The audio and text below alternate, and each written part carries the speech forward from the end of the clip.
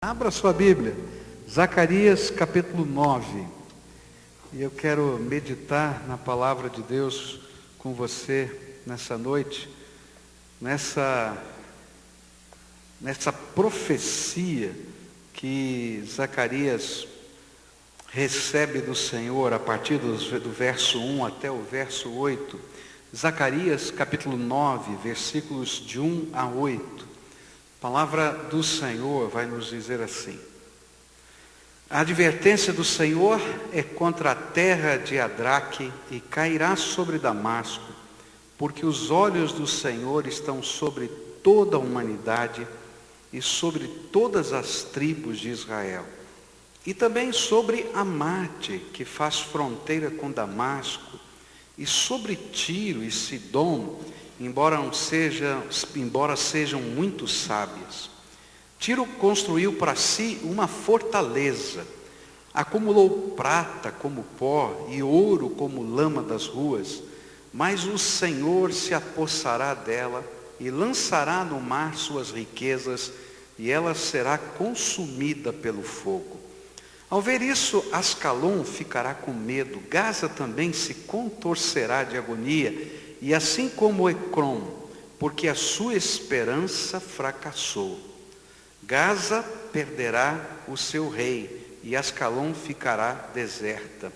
Um povo bastardo ocupará Asdod, e assim eu acabarei com o orgulho dos filisteus.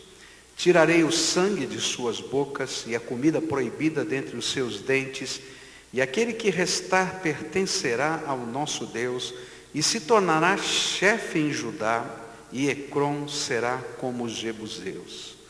Defenderei a minha casa contra os invasores, e nunca mais o opressor passará por cima do meu povo, porque agora eu vejo isso com os meus próprios olhos.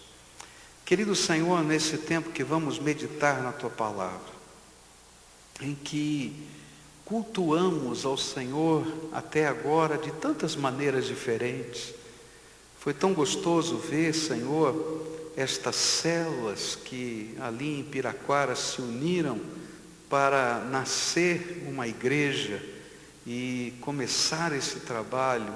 E depois de 6 meses, ver o resultado do trabalho dessas células unidas em torno da missão de plantar uma igreja, batizar 16 pessoas, Senhor.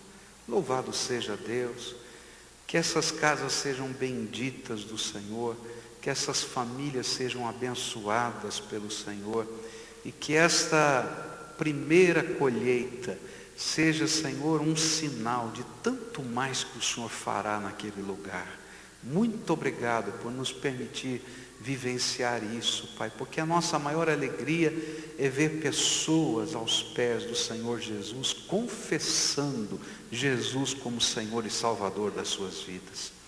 Obrigado, Pai, porque podemos estar aqui adorando a Deus, cantando louvores, compartilhando testemunhos de milagres do Senhor, de bênçãos.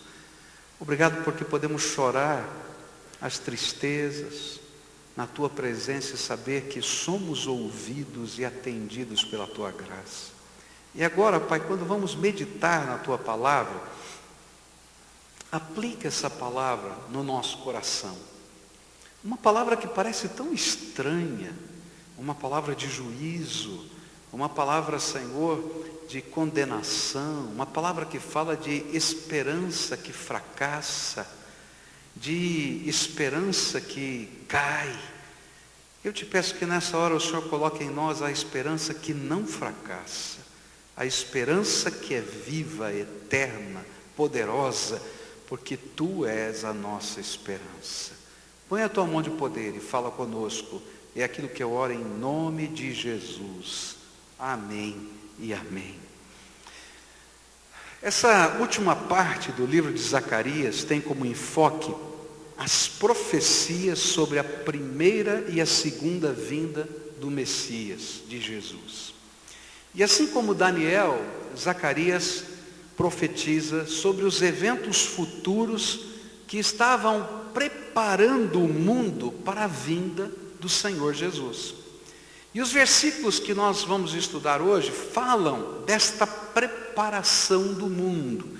Que negócio é esse que são essas advertências contra essas terras do norte, contra a Síria, contra os fenícios? Do que ele está falando? Que negócio é esse? Essa é uma profecia que fala a respeito de Alexandre o Grande. E como ele seria instrumento de Deus para preparar o mundo para a vinda do Messias, preparar o mundo para a pregação do Evangelho. E a gente fica pensando, que coisa estranha, o que tem a ver Alexandre o Grande, as conquistas dele com a vinda de Jesus, com a preparação do mundo para a pregação do Evangelho? Porque através das conquistas de Alexandre, o mundo foi preparado para ter uma certa unidade cultural. Você pode imaginar o mundo de então, as culturas eram tão fechadas, mas tão fechadas, que era muito difícil você atravessar a ponte cultural para poder anunciar o Evangelho. Você já parou, por exemplo, para pensar como é que você faria? A gente tem aqui uma família, né, que mora no Oriente, e você viu o bebezinho, a gente apresentando com aquelas roupas e tal. Se a gente perguntar para eles, olha, como é pregar o Evangelho para quem só conhece Jesus de nome? É complicado. Eu ouvi uma senhora crente que tem uma empresa e tem uma representante dela, uma pessoa contratada pela sua empresa que mora na China, uma chinesa. E ela foi então para a sua empresa, para o seu escritório na China e começou a falar de Jesus para a chinesa. E a chinesa olhou para ela, não entendeu nada e falou assim: quem é Jesus? E ela disse: não é possível que tenha alguém nesse mundo de hoje, não é, que não saiba nada a respeito de Jesus. E aquela mulher não sabia absolutamente nada a respeito de Jesus. E ela começou a tentar explicar e ela não sabia nem como começar. No dia seguinte a moça chegou e disse para ela: não precisa me explicar não, que eu já entendi. Eu já entrei no meu pesquisador da internet, já descobri tudo sobre Jesus. Será que descobriu mesmo? Você pode imaginar um mundo fechado, que as pontes culturais são tão estanques, que para você falar a respeito do Evangelho, você não tem pontos de conexão. Então Deus, na sua sabedoria, permitiu que Alexandre o Grande tivesse todas aquelas conquistas, e aquelas conquistas infundiram uma cultura ponte, e essa cultura ponte foi a cultura grega, e infundiu uma língua que permitia que as pessoas conversassem nessa língua comercialmente em todos os lugares do mundo, e essa era a língua grega. E Deus tinha propósitos em preparar todas essas coisas. Mas por detrás dessa profecia, dessas conquistas de Alexandre, há um foco, um ensino central nesses versículos. E o ensino central desses versículos é o seguinte: cuidado com a falsa esperança, pois os olhos do Senhor estão sobre toda a terra. Fala para quem está pertinho de você, ó, cuidado com a falsa esperança. Agora você que falou, fica quieto e escuta, porque alguém vai falar para você, ó, cuidado com a falsa esperança, porque os olhos do Senhor estão sobre toda a terra. Por isso eu queria olhar para esses versículos na perspectiva desse contraste que a profecia revela. Os versículos de 1 a 7 descrevem a falsa esperança. E essa falsa esperança está pautada na autossuficiência do orgulho humano. E o versículo 8 é o contraste. E no versículo 8 o contraste é a proteção divina como verdadeira esperança fundamentada na fé no Senhor como Salvador das nossas vidas. Então, o que a gente pode aprender sobre a falsa esperança? Versículos de 1 a 7, vem uma série de advertências aqui. A advertência do Senhor é contra a terra de Adraque, e cairá sobre Damasco, porque os olhos do Senhor estão sobre toda a humanidade, sobre todas as tribos de Israel, e também sobre Amate, que faz fronteira com Damasco, e sobre Tiro, Sidom, embora sejam muito sábias, Tiro construiu para si uma fortaleza, acumulou prata como pó, ouro como lama nas ruas, mas o Senhor se apossará dela e lançará no mar suas riquezas, e ela será consumida pelo fogo. E ao ver isso, Ascalon ficará com medo. Gaza também se contorcerá de agonia, e assim como Ecrom, porque a sua esperança fracassou. Gaza perderá o seu rei, e Ascalon ficará deserta, um povo bastardo ocupará Asdod, e assim eu acabarei com o orgulho dos filisteus. Tirarei o sangue de suas bocas, a comida proibida dentre os seus dentes, e aquele que restar pertencerá ao nosso Deus, e se tornará chefe em Judá, e Ecrom será como os jebuseus. Alguém disse que a profecia é a história escrita de antemão. Deus escreve a história. Deus escreve a história. E é por isso que tanto Daniel quanto Zacarias vão escrever parte dessa história profetizando a respeito de Alexandre. Daniel capítulo 7, versículo 6, vai dizer que esse rei que viria seria como um leopardo. E Daniel capítulo 8 vai falar que ele seria como um carneiro lutador. E essas profecias de Daniel 7, Daniel 8 e Zacarias falam de 333 a.C., quando Alexandre derrotou os persas na batalha de Issos. E então voltou para conquistar as principais cidades da Fenícia. E ele iniciou a sua campanha por Adraque, essa primeira região que está aqui, uma região no extremo norte da Palestina, delimitada pelo rio Eufrates. Depois ele desceu para Damasco, a capital da Síria, e depois dele derrotar estas nações, ele pegou o seu exército e marchou em direção ao sul, em direção à costa da Palestina, onde ficavam as cidades-estados dos fenícios. E ele então desce naquela batalha para conquistar essas cidades-estados dos fenícios. Mas havia uma grande dúvida: será que Alexandre vai conseguir conquistar a cidade de Tiro? Por quê? Porque os dois imperadores que antecederam Alexandre não conseguiram conquistar plenamente a cidade de Tiro.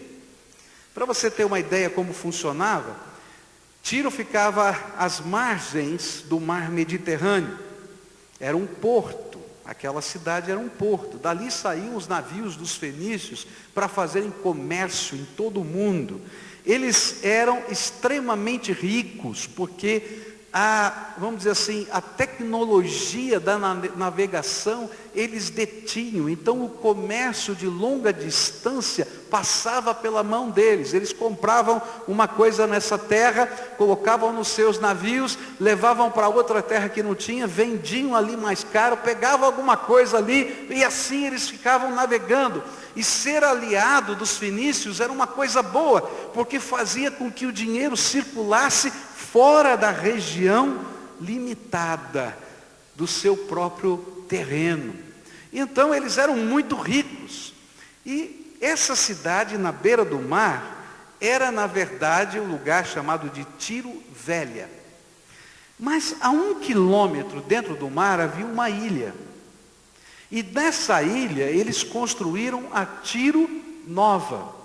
E Tiro Nova era totalmente murada, aquela ilha era totalmente murada.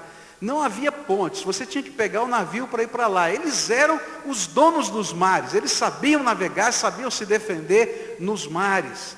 Então, essa cidade era considerada inexpugnável. O que aconteceu? Quando os assírios vieram para conquistar Tiro, eles não tiveram problema de invadir a Tiro Velha. Mas todo mundo deixou a Tiro Velha vazia e foi para Tiro Nova se esconder na ilha. E eles nunca conseguiram entrar na ilha. Quando Nabucodonosor conquistou aquela região, ele conseguiu dominar a Tiro Velha, mas ele nunca conseguiu entrar na ilha. E a grande dúvida era: será que Alexandre agora vai conseguir entrar na Tiro Nova, naquela fortaleza inexpugnável? E então os fenícios tinham um orgulho. Eles eram detentores de grande sabedoria e de grande tecnologia. E eles confiavam nessa sua sabedoria e tecnologia. Onde estava a falsa esperança daquele povo? Eles confiavam na sabedoria deles. E eles tinham razão para confiar. Eles tinham sido o primeiro povo a dominar a tecnologia do ferro na região da Palestina. O único que produzia espadas, o único que produzia arados, o único que produzia facões, o único que produzia qualquer instrumento agrícola eram os fenícios. Porque eles aprenderam essa tecnologia com outros povos e desenvolveram aquilo. Eles não somente tinham a alta tecnologia que podiam importar de outras regiões, mas eles tinham arquitetos que aprenderam as artes da arquitetura daquele tempo em todas as regiões do mundo. Eles tinham grandes matemáticos, eles tinham a tecnologia da época de ponta na mão. E alguém dizia assim, bom, talvez nós não sejamos o maior povo da terra, mas nós somos os mais sábios. Aguenta aí, porque nós vamos dar conta de qualquer recado. Nós temos a nossa fortaleza construída pelos nossos arquitetos, nós temos a nossa estratégia. E é interessante que até Deus diz que eles eram sábios. Olha só o que diz o versículo 1 e 2. Porque os olhos do Senhor estão sobre toda a humanidade, sobre todas as tribos de Israel e também sobre Amate, que faz fronteira com Damasco, e sobre Tiro e Sidom, embora sejam muito sábias. Mas esse povo que inventou o primeiro alfabeto cuneiforme, esse povo que era de fato sábio, não tinha percebido que confiar na sua grande sabedoria, ou na sua própria sabedoria, é uma grande tolice. E há muitas razões porque é uma grande tolice, mas duas em especial, que esse texto vai nos mostrar e que a Bíblia vai nos mostrar. Primeiro, ninguém é mais sábio do que Deus. Querido, se você é uma pessoa muito inteligente, se você tem toda a tecnologia na sua mão, se você sabe responder e sabe até filosofar, saiba de uma coisa, a sua mente não pode se comparar com a mente do Criador. E que às vezes nós nos tornamos tremendamente arrogantes, querendo discutir com Deus, quando na verdade a gente é só pó. E sabe qual é a segunda grande tolice da gente confiar na nossa sabedoria? É que ninguém nunca será tão sábio nessa terra que não encontre ao longo da vida alguém mais sábio do que ele. E o que vai acontecer nessa história é exatamente isso. Porque Deus tinha um propósito, e a sabedoria de Deus é maior. Deus vai dotar Alexandre com sabedoria para derrotar a fortaleza dos tiros. Querido, na tua vida você vai encontrar alguém mais sábio do que você. Eu fico impressionado como a Bíblia tenta mostrar isso para a gente. Há uma história na Bíblia, a história de Jacó. Jacó, a história dele é uma história estranha. Ele é filho gêmeo de Esaú. E eles brigam no ventre para ver quem vai sair primeiro, não é? Quem vai ser o primeiro a nascer. E essa briga fica tão caracterizada que quando Esaú nasce primeiro, Jacó está segurando na perna dele como se quisesse puxar ele para dentro. E por causa disso, dessa impressão que a parteira teve, que a mãe dele teve, ele se chama Jacó. Porque Jacó quer dizer usurpador, aquele que quer puxar o tapete do outro. E a história de Jacó é assim, ele vai tentando puxar o tapete do irmão, tirar a primogenitura dele a vida inteira. E chega um momento que ele monta uma armadilha E o irmão vende a primogenitura, o direito da herança, por um prato de lentilhas. Talvez ele achou que fosse brincadeira, sei lá, mas ele levou a sério. Mas todo Jacó tem o Labão que merece.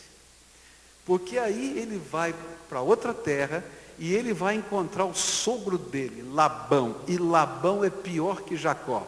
E por 14 anos ele é enrolado pelo sogro. E eu costumo dizer, toma cuidado, se você quer ser um Jacó nessa vida, Deus vai preparar um bom Labão para você. E você vai sentir na vida o que significa isso. Queridos, não tem como. Se a gente confia na nossa própria sabedoria, de alguma maneira a gente vai levar um tombo. Porque confiar na nossa própria sabedoria é esperança que fracassa. Segunda coisa que eles pensavam: olha, ninguém vai conseguir de fato nos conquistar, porque além de sermos grandemente sábios, nós temos muitos aliados. Você pode imaginar essa cidade-estado com os seus barcos, viajando o mundo inteiro, fazendo comércio com o mundo inteiro, tendo conexões com os homens mais poderosos e os reis mais fortes da terra daquela época.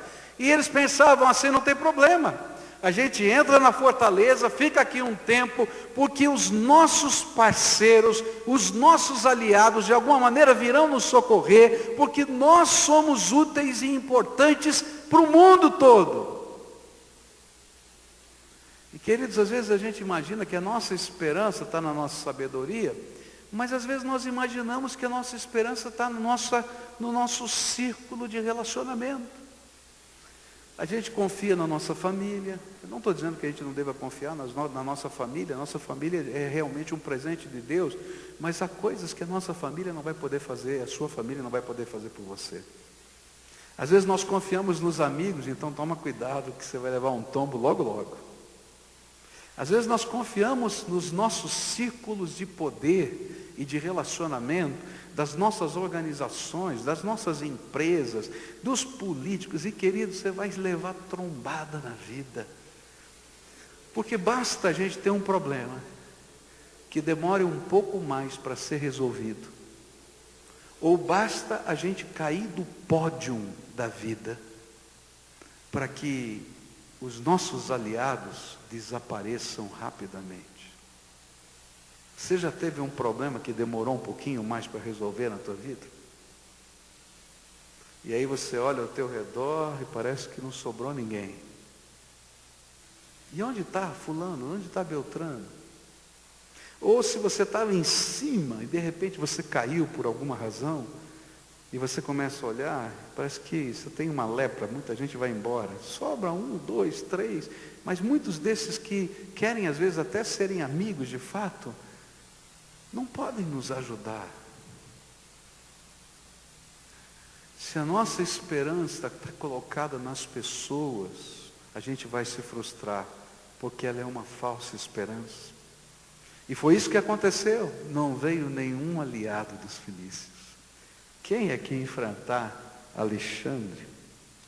Depois eles imaginavam que as riquezas que eles possuíam poderiam comprar a felicidade deles. E certamente eles tentaram negociar a paz com Alexandre e ofereceram dinheiro, ouro, prata, e eles tinham muito ouro, prata. A Bíblia diz que o ouro e o prata era como poeira, porque eles ganhavam muito dinheiro com seus negócios. Eles eram orgulhosos justamente porque eram poderosos e tinham muito dinheiro. Mas Alexandre pensou: para que eu vou ficar com um pouquinho se eu posso roubar tudo? Eu tomo a cidade e levo tudo. Para que eu vou ficar com um pouquinho? E na verdade o ouro prata que eles tinham, que achavam que era a solução, virou o maior problema. Porque a cobiça de Alexandre não permitia ele receber apenas um tributo. Ele queria tudo. Você já parou para pensar que às vezes a gente confia nos recursos financeiros que estão aqui e acolá? Aí vem uma medida provisória do governo brasileiro e o dinheiro desaparece da conta bancária. Não estou mentindo, aconteceu aqui no Brasil, aconteceu na Argentina, não foi? O Ralito foi na Argentina, não é? Aqui no Brasil foi o plano cruzado, não é? Você lembra, quem estava vivo aqui, tinha dinheiro naquela época? Porque você pode não ter nascido ainda, né? Porque já faz tempo, não é? Então, gente, coisa esquisita. Você tinha aqueles dinheiros que eram medidos em milhões, lembra que era milhões de cruzeiros, né? Não era milhões, e de repente você não tem nada. Não tem nada. Do dia para a noite.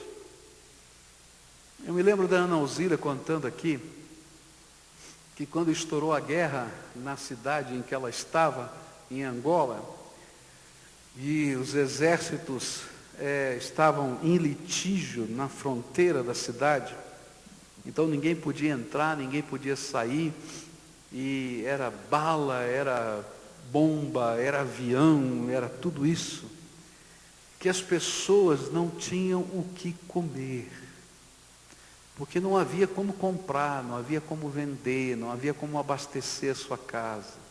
Você já pensou se durante 1 mês, 2 meses, 3 meses, 4 meses, você não pode ir no mercado? Quanto tempo a tua despensa aguenta? Você já parou para pensar nisso?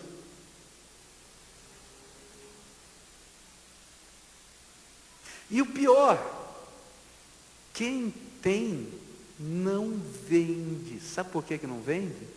Porque não sabe quando vai ter de volta. E ela disse assim, que era a coisa mais estranha, que aquilo que representava a riqueza naquele tempo, estava jogado pela rua. Carros, porque não tinha gasolina. Carros, equipamentos eletrônicos, joias, ninguém estava aí. E a igreja onde ela estava, tinha recebido antes da invasão naquela cidade 4 toneladas de fubá. E a igreja era o lugar mais rico da terra. Só tinha fubá, era fubá com água, só. Mas tinha fubá. E o povo da cidade inteira ia comer fubá com água na igreja, porque era o lugar mais rico da terra.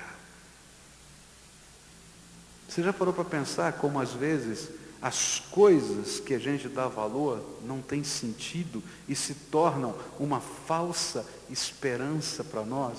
O ouro, a prata, nada disso funcionou para os fenícios. E então eles estavam lá na sua fortaleza, na Tiro Nova. E disseram, bom, pelo menos aqui a gente tem água, aqui a gente está preparado, abastecido, tem o cerco.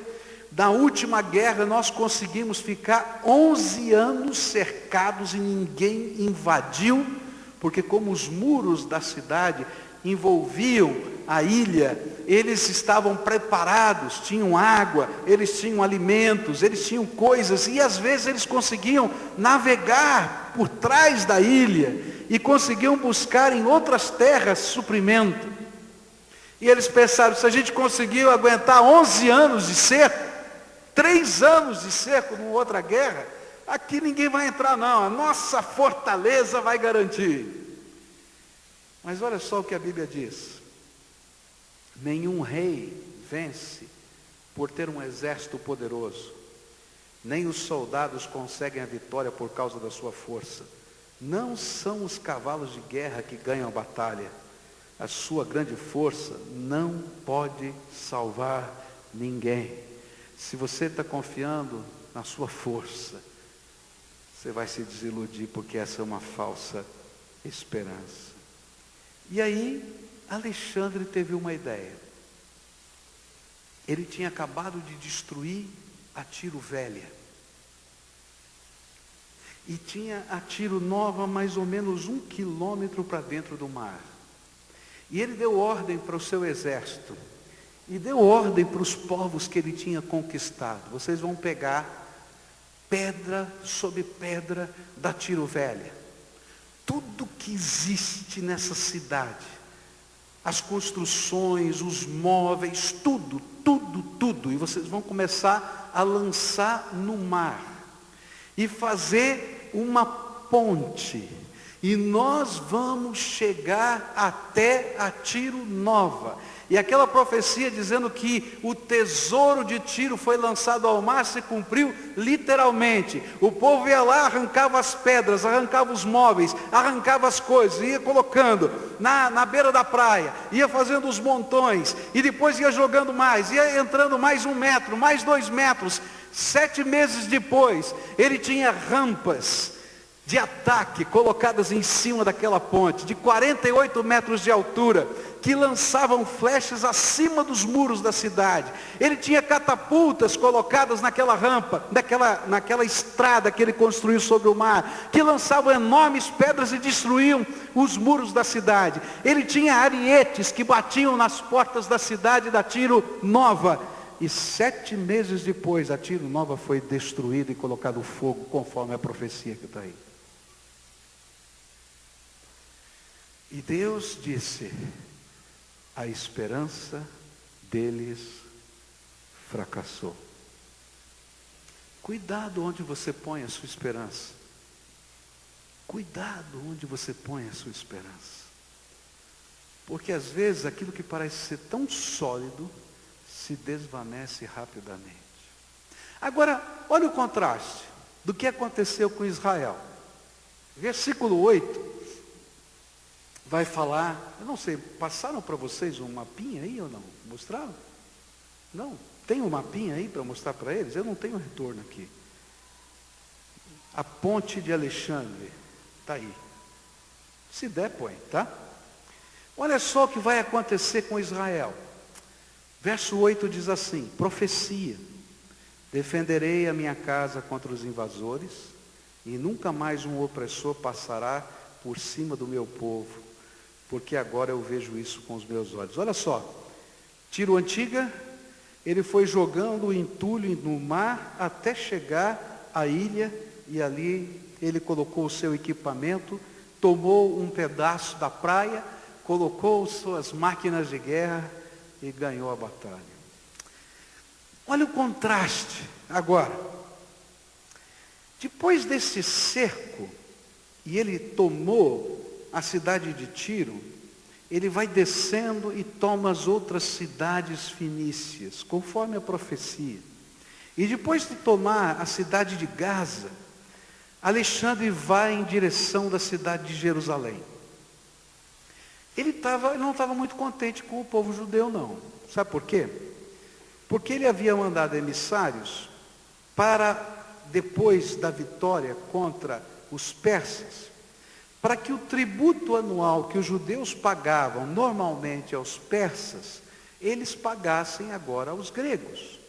E o judeu ficou quietinho no canto dele, não pagou tributo nenhum. Então ele disse: bom, já que esse povo está rebelde, nós vamos dar uma lição neles. Ele então foi na direção da cidade de Jerusalém. E aí o sumo sacerdote, sabendo que Alexandre com seus exércitos, depois de derrotar Tiro, derrotar Gaza, cidades muito mais poderosas, muito mais fortes do que Jerusalém, ele então convoca o povo para uma santa convocação. Não adiantava pensar em armas. Eles não tinham tecnologia para produzir grandes armas. Não adiantava pensar em recolher o dinheiro, porque eles eram muito pobres. Lembra, eles eram os desterrados que vieram da Babilônia para reconstruir a cidade. E sabe para que ele convocou o povo? Para jejuar e orar. E aí o sumo sacerdote disse: gente, olha, a única esperança que a gente tem é Deus. Vamos orar, vamos jejuar. Então o povo entra na cidade, as portas são fechadas, eles saem dos lugarejos onde eles produziam a comida e se escondem dentro da cidadela de Jerusalém, dos muros da cidade, e vão lá jejuar e orar. Senhor, manda livramento, manda livramento. E na noite anterior à invasão de Alexandre, Deus dá um sonho ao sumo sacerdote. E nesse sonho Deus fala com o sumo sacerdote. E disse para ele assim: olha, vocês vão enfeitar a cidade, vou deixar a cidade muito bonita, linda. Todo mundo vai se vestir de branco. E todos os sacerdotes vão vestir as roupas sacerdotais que usam no templo. E vão ficar muito bonitos. E vocês vão abrir as portas da cidade para receber Alexandre. E vocês vão fazer um cortejo, vão cantar as canções que vocês cantam para adorar o meu nome, no meio da rua, como se fosse uma procissão. E vão sair marchando. Você já pensou receber uma ordem dessa de Deus? Porque a única defesa das cidades naquele tempo eram os seus muros. A única maneira de barganhar alguma coisa para que todos eles não virassem escravos e fossem espalhados pelo mundo outra vez, eram os seus muros. E Deus manda abrir as portas, vestir roupas bonitas, e estarem marchando e adorando a Deus. Mas eles creram na promessa de Deus. Eles não confiaram no ouro, eles não confiaram nos muros, eles não confiaram nos aliados, eles não confiaram nas coisas que parecem ser a esperança, mas que não são. E eles saíram. E diz a história que quando Alexandre viu aquele bando de judeu maluco, todo mundo de branco, a cidade enfeitada, os sacerdotes todos aparamentados, cantando louvores a Deus, ele parou para ver o que era aquilo. E todo o exército ficou parado. E eles perguntaram para o sacerdote, o sumo sacerdote: por que você está fazendo isso?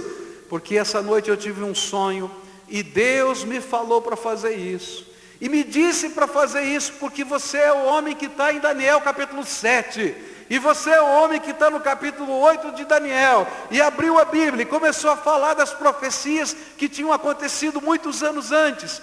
E que elas falavam daquele homem. E aquele homem ficou tão impactado pela presença de Deus, que ofereceu sacrifícios ao Senhor. E pediu para os sacerdotes oferecerem os sacrifícios ao Senhor. E adorou o Senhor junto com eles.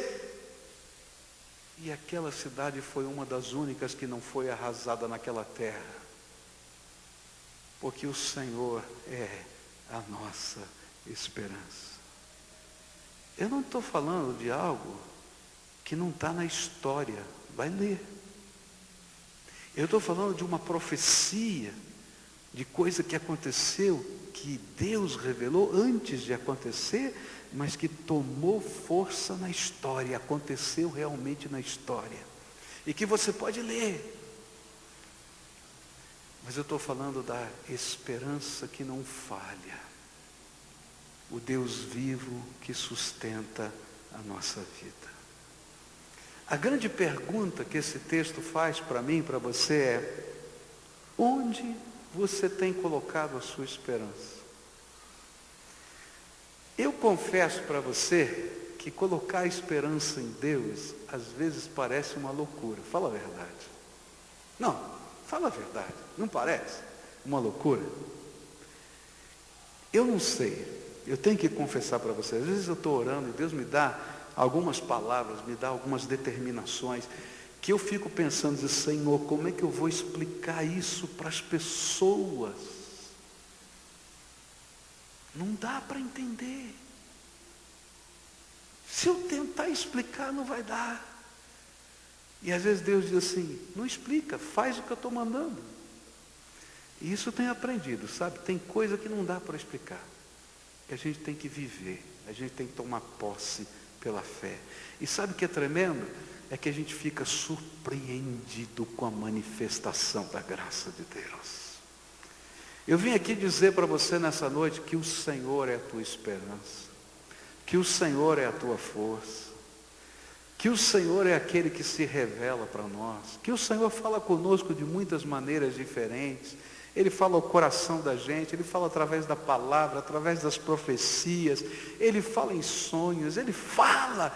Ele é o Deus vivo, todo-poderoso, e quando Ele é a nossa esperança, a gente vai ver coisas tremendas da graça de Deus acontecendo na nossa vida. Mas existe uma grande tentação, a gente imaginar que a gente pode construir a nossa esperança. E é interessante que toda vez que a gente tenta construir a nossa própria esperança, Deus às vezes põe o dedinho e bagunça tudo. E às vezes eu fico pensando, Senhor, por que o Senhor gosta de botar o dedinho nessas coisas que parece que dão segurança e esperança para a gente? É porque Ele conhece o meu e o seu coração, e Ele sabe que se Ele deixasse essas coisas no lugar em que estavam, você ia ficar tão orgulhoso quanto os fenícios, tão nariz empinado que não ia entender que Ele é a sua esperança. Mas de outro lado, quando eu aprendo a confiar nele de todo o meu coração, então Ele derrama a bênção. Porque essas coisas não são mais a nossa segurança, porque a nossa segurança é o Senhor que sustenta a nossa vida. Eu queria terminar essa mensagem orando com você agora. Essa é uma mensagem de fé, de um Deus que fala, de um Deus que escreve a história antes dela acontecer. Você já parou para pensar? Nós estamos falando aqui de 333 antes de Cristo. E Zacarias provavelmente, me ajuda aí, Igor, deve ter escrito aí por volta do ano 400, um pouquinho antes de Cristo, 70 anos mais ou menos, antes dessas coisas acontecerem. 70 anos. Deus já estava falando. Daniel escreveu um pouco antes. Tantos anos. E Deus está dizendo, olha, eu tenho a história na minha mão. Os meus olhos não estão só sobre esse lugar ou sobre aquele lugar. Os meus olhos estão sobre toda a terra, diz o Senhor. E eu não estou nem mandando os anjos darem uma olhadinha. De vez em quando eles dão uma olhadinha, como a gente já viu em Zacarias. Mas eu estou vendo. Os meus olhos viram, diz o Senhor. Eu quero colocar a minha esperança num Deus desse, todo-poderoso. E quero fazê-lo Senhor da minha vida. Mas às vezes tem coisas que nos amarram. A gente está amarrado a uma circunstância, amarrado a relacionamentos, amarrado na falsa esperança. E tem duas maneiras de a gente resolver isso. Ou a gente voluntariamente entrega as falsas esperanças para o Senhor e deixa Ele ser o Senhor da nossa vida. Ou Ele vai ter que colocar o dedinho na falsa esperança, para a gente poder em tempo perceber isso. É interessante que o texto diz que aqueles que sobraram de Tiro se tornaram adoradores do Senhor. Está lá na profecia. Você pode imaginar? A cidade foi derrotada. A gente com ouro, tecnologia, influência, perdemos tudo. Esse bando de gente pobre, adorador de Deus, sai de roupa branca, louvando ao Senhor, e ainda são premiados por Alexandre. Que coisa maluca é essa? E aí eles diziam, olha, porque a nossa esperança é o Senhor. E aí os moradores que haviam sobrado de Tiro diziam, eu também quero ser um adorador, porque não me sobrou mais nada. Que você seja um adorador tendo tudo, e não apenas quando não lhe sobrar mais nada. Porque Deus ama tanto você, que se for preciso fazer você virar um adorador dele, e entender que Ele ama você, não deixando nada, Ele vai mexer. Eu conheço muita gente que já perdeu tudo. Mas quando a gente aprende, e a gente deixa Ele ser o Senhor da nossa vida, Ele diz, vem filho, vou te abençoar e te ensinar a viver a verdadeira esperança. Curva a tua fronte. Eu não posso chamar ninguém aqui à frente. Tem um monte de grade aqui na frente. Eu adoraria chamar você para a gente orar, mas não dá. Mas eu quero orar por você. Eu não quero perder a bênção de orar por você. Se hoje o Espírito Santo de Deus estiver falando ao seu coração, Se você está ouvindo a voz do Espírito aí dentro de você dizendo, olha, onde você tem colocado a tua esperança? E o Espírito de Deus está dizendo, coloca a tua esperança em mim, experimenta, dá passos de fé junto comigo, experimenta. E talvez você esteja morrendo de medo, dizendo, Senhor, o Senhor vai mexer nisso, vai mexer naquilo.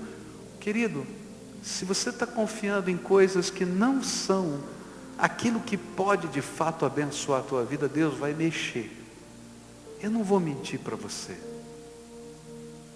Mas quando Ele mexe, nós somos mais abençoados ainda. Quando a gente entrega, é mais fácil, porque Deus nos abençoa sobremaneira.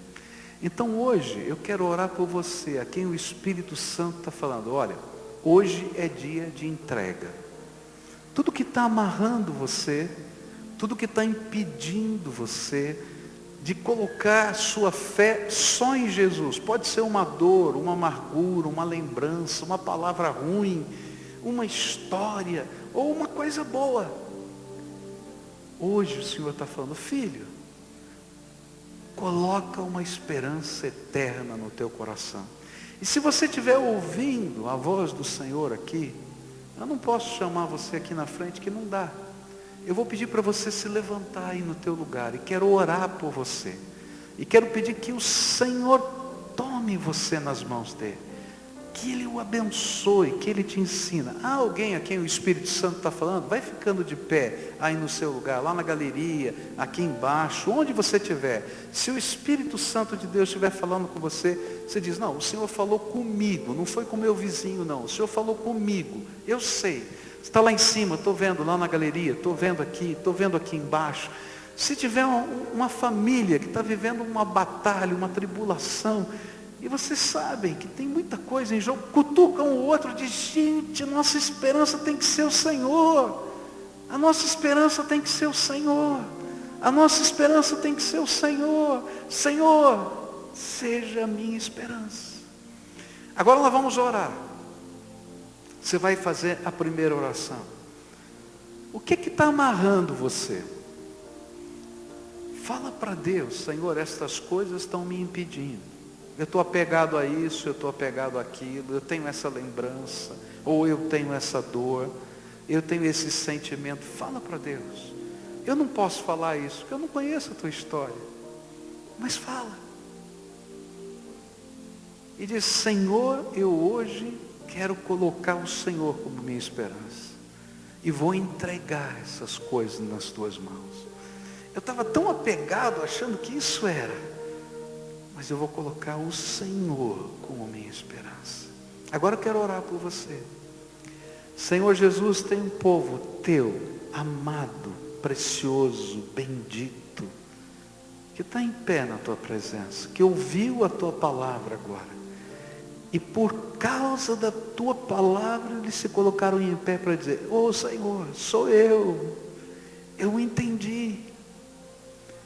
Assim como o Senhor fez no passado, que o Senhor vestiu aquele povo para a festa, e eles colocaram as roupas mais bonitas, brancas, e assim como o Senhor colocou nos sacerdotes as roupas mais bonitas do templo, e assim como o Senhor enfeitou aquela cidade e permitiu que eles assim fizessem, num tempo que parecia o mais complicado e impossível de se ter vitória.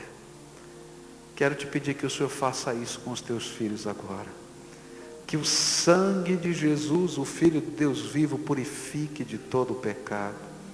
Que o Espírito Santo de Deus, terceira pessoa da Trindade, se derrame poderosamente sobre essas vidas. Que a alegria do Senhor esteja sobre eles. E que a promessa do Senhor, tu és meu filho bendito, em quem eu tenho alegria, esteja com eles. Senhor, tu és a esperança deles. Alguns, Senhor, estão colocando com medo diante do Senhor coisas preciosas, pessoas preciosas, situações. E eu quero te pedir, toma, Senhor, e guarda no cofre do teu tesouro. Porque às vezes são pessoas amadas, que a gente tem medo de perder, guarda no teu cofre, para abençoá-las também. Senhor, se tem uma dor lacerante, cura essa ferida agora, e que venha a graça do Deus vivo. Tu és a nossa esperança. Abençoa o teu povo, é aquilo que eu oro em nome de Jesus. Amém e amém.